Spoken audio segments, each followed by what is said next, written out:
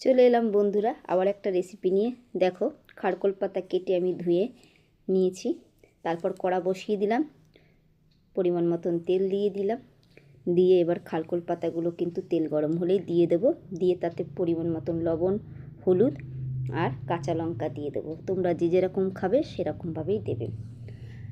তো আমরা ভেজে নিয়ে তারপরে কিন্তু খারকোল পাতা বাটি। তো অনেকেই আছে আগে বেটে নিয়ে তারপরে কড়াইতে বাটাটাকে নেড়ে ছেড়ে তারপরে রান্না করে খায়। তো যে যেরকম খায়, তো আমরা এভাবেই শিলে বেটে নিই ভেজে, সেটা মনে হয় বেশি ভালো লাগে, টেস্ট লাগে। আবার অনেকে মিক্সিতেও করে নেয়, যে যেমন করতে ভালোবাসে। তো আমরা এভাবেই খাই। তো চলো তোমাদেরকে পুরো ভিডিওটা দেখাচ্ছি, তোমরা দেখো। তারপর দেখো, এই ঢাকনা তুলে কিন্তু আমি পাতাটাকে লাল লাল করে ভেজে নেব। ভেজে নিয়ে নামিয়ে নেব।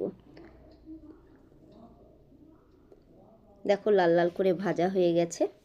এবার একটা পাত্র নামিয়ে নেব। তারপর ওই খালি কড়াতেই আমি কিছু পরিমাণ কালো জিরা নেড়ে চেড়ে ওই পাতার সাথে বেটে নেব। তোমরা বলো তো এই পাতাটার নাম কি? তোমরা কি নামে চেনো? খারকোল পাতা বলো না ঘাটকোল পাতা বলো? আর তোমরা দেখে বলবে আমার ভিডিওটা আজকে কেমন লাগলো। অবশ্যই ভালো লাগলে একটা লাইক, কমেন্ট, শেয়ার করতে ভুলবে না। তো আজকের জন্য ভিডিওটা এটুকুই। পরের আবার একটা ভিডিও তোমাদের সাথে দেখা হবে। আর তোমরাও কি রান্না করেছো অবশ্যই কিন্তু কমেন্ট করে বলতে ভুলবে না।